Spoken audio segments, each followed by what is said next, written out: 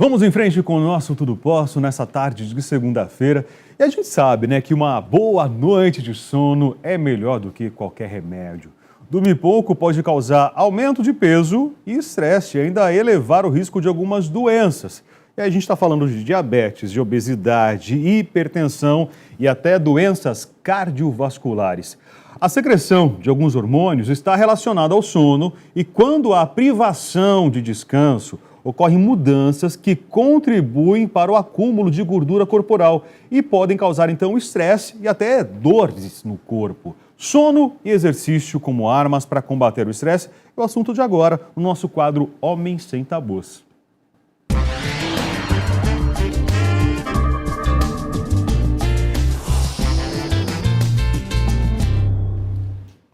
Olá, muito boa tarde. Hoje nós estamos recebendo aqui o Dr. Franco Martins, médico especialista em medicina do sono, para tirar suas dúvidas, para falar conosco sobre sono e atividade física como arma terapêutica. Vamos saber até que ponto você precisa dormir bem e o que o exercício físico pode fazer por você. Já sabemos de muitos benefícios, mas o Dr. Franco vai explicar hoje melhor para a gente. Seja bem-vindo, doutor. Obrigado, Salatiel. Obrigado, Rafael. Obrigado, Franco, pela presença. É sempre um prazer. Vamos em frente, então. Praticar exercício físico ajuda? Sim, ajuda e, inclusive, a Associação Americana de Sono, que é uma entidade que passa orientações para a gente sobre o que é saudável relacionado ao sono, ela recomenda de que tanto a atividade física facilita a pessoa dormir bem, ela dorme bem melhor, facilita a pessoa começar o sono, manter-se dormindo durante a noite, acordar por vezes sem o despertador, que hoje em dia é uma disputa, né, pra gente, e o inverso também é verdadeiro. Então você ter uma noite tranquila, que não acorde várias vezes, a pessoa não precisa ficar levantando toda hora para ir no banheiro, e levantar no horário sem precisar do despertador também facilita a pessoa que realiza atividade física. Uma coisa interessante, vocês conhecem aquele jogador de futebol, Cristiano Ronaldo? Né? Quem não conhece, né? Conhece, né? Cristiano Ronaldo, ele tem um médico do sono que o acompanha. Ah, é? E a orientação para o Cristiano Ronaldo é de que ele durma 10 horas por noite.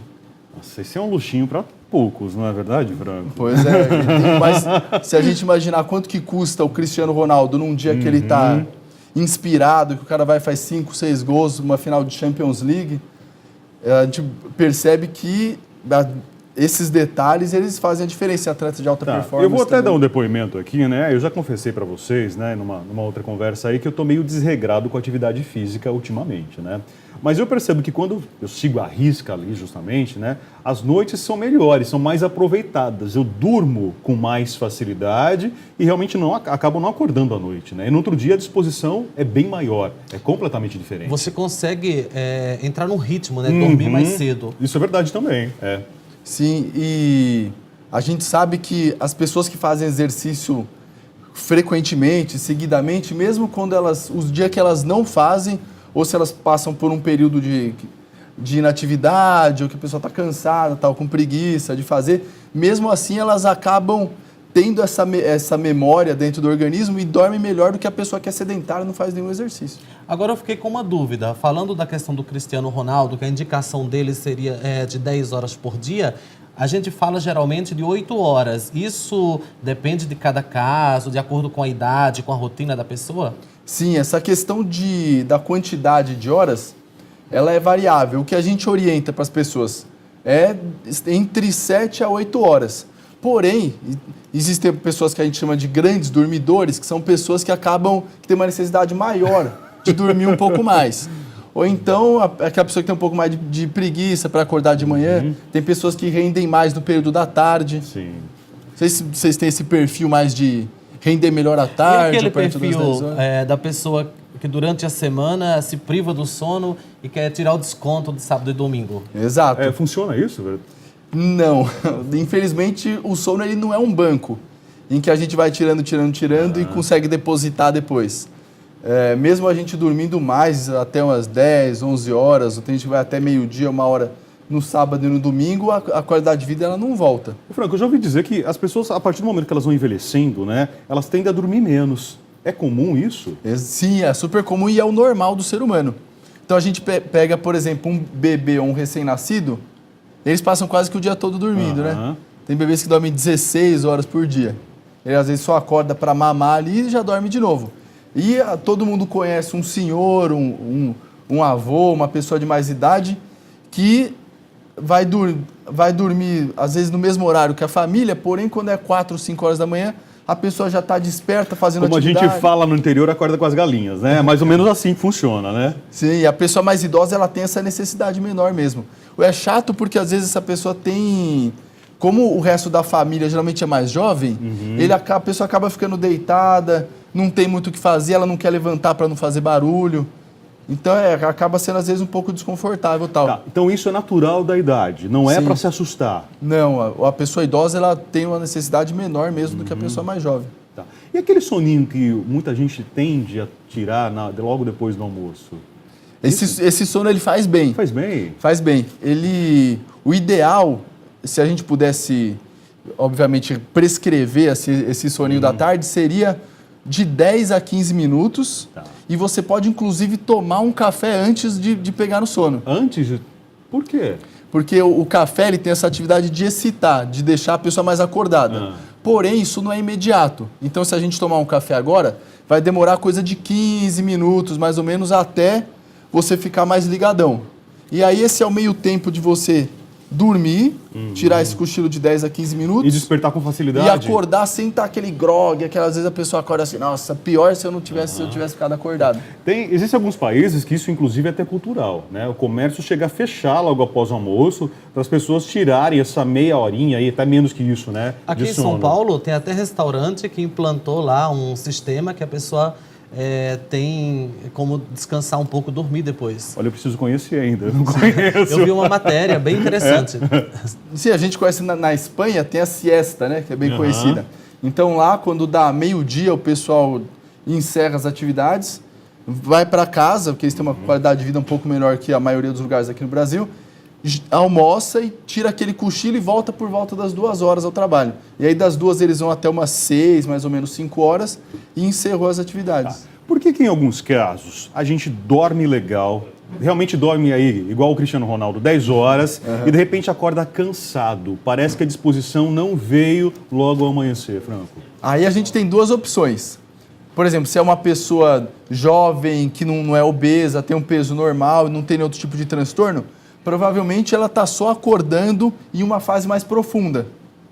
Então, se você acorda com a sua atividade cerebral menor, ou seja, você está naquele sono profundo assim, alguma coisa te desperta, aí até você engrenar, pegar no eixo assim, vai alguns minutinhos. Agora, uma dúvida. Nós falamos aqui, Rafael, sobre a questão do café antes do sono, depois do almoço. Aí a gente agora falando da questão da qualidade do sono. À noite, tem algum problema tomar café? As pessoas sempre têm essa preocupação. Não, tomar café para dormir não dá. Principalmente quem toma café 24 horas por dia, eu adoro café, gente. Interfere na qualidade do sono noturno? Interfere. Eu, por exemplo, sou igual ao Rafael, eu tomo 1,5 litro de café por dia. Aí eu tento tomar mais o café aquele de coador, que é para que tem menos cafeína do que o café expresso. Essa questão de tomar à noite, ela é uma coisa mais individual. Então tem pessoas que acabam tomando aquele cafezinho de coador, tem pouca cafeína ali e a pessoa acaba dormindo do mesmo jeito. Quando que a gente orienta para evitar esse tipo de cafeína? Pessoas que têm dificuldade para pegar no sono. Então, se você não tem nenhum problema, eu não oriento os pacientes a deixar de fazer uma coisa prazerosa, que é tomar um cafezinho. Agora, se a pessoa tem dificuldade, ou acorda no meio da noite, ou tem dificuldade depois que deita, leva mais de meia hora para dormir, aí eu sugiro que 2 a 3 horas a pessoa pare de tomar café. E não só o café. A gente esquece, às vezes, o chá preto, a Coca-Cola, o energético. O chá verde, né? O chá verde é um estimulante. Agora, no caso do café sem a cafeína, tá liberado? Tá liberado, tá liberado. Aí você pode tomar... O pior é que para quem gosta de café, parece que não é a mesma coisa, né, Franco? Sim. Tem uma diferença bastante grande aí, né? E a questão também de alimentos pesados, né? Antes de dormir. Sim, quando a gente come refeições muito gordas ou que tem muita gordura, a gente tem uma tendência a demorar mais a pegar no sono, porque o organismo ele fica meio que entretido, numa linguagem mais fácil assim, com aquela digestão. E aí a pessoa às vezes dorme, isso aí facilita de a pessoa ter refluxo também, que atrapalha. Então não precisa a gente refletir muito para ver que ficar comendo muito à noite não é uma coisa legal. Tá. Franco, voltando àquela pergunta que eu fiz anteriormente, né, sobre a gente acordar estressado, precisando de mais, né, parece que a gente precisa de mais cama, de mais sono. O que eu faço, então, no dia seguinte? Tem uma fórmula, uma receita para poder despertar? O ideal é a pessoa fazer um condicionamento, que é o que? Ela acordar sempre no mesmo dia. Então, essa questão que a gente falou do fim de semana... Sempre na mesma hora? Sempre isso, exato. Sempre no mesmo horário. Sempre no mesmo horário. É acordar sempre no mesmo horário. Então, evitar, por exemplo, o fim de semana. Então, se no sábado você deixou o despertador de lado ou acordou às 10, 11 horas, o que vai acontecer na segunda-feira? Como você acordou às 10, às 11, você vai ir dormir mais tarde, vai dormir pela meia-noite, 1 hora. E aí vai ter que acordar no mesmo horário da manhã, igual você precisa trabalhar. E aí que dá aquela síndrome da segunda-feira. As pessoas que passam a vida xingando a segunda-feira, mas às vezes ela é reflexo de uma atitude que você teve no domingo, no sábado. Talvez seja esse o grande problema que muitos pais acabam brigando com os próprios filhos, né? Durante a semana tem que acordar cedo, levanta, vai para a escola, vai para o colégio, vai para as atividades. Não, no final de semana você pode dormir até acordar. Sim. Né? E aí vem a segunda-feira, né? E o pai e a mãe esquecem disso, né? Briga. E às vezes isso aí causa conflito, né? Porque o adolescente, ele passa a ter atividades sociais. O aborrecente, né? Nessa situação, né? Ele quer ir para balada, quer sair, quer tomar uma coisa, quer sair com os amigos, volta tarde, por aí vai. Agora, falando da questão do exercício, existe um horário mais adequado para fazer esse exercício que vai facilitar na questão do sono? Quanto tempo antes de dormir? A gente orienta que para pessoas que não têm problema para dormir, a pessoa pode fazer o exercício no horário que ela quiser. Agora, pessoas que têm dificuldade de pegar no sono à noite, a gente orienta que faça de manhã.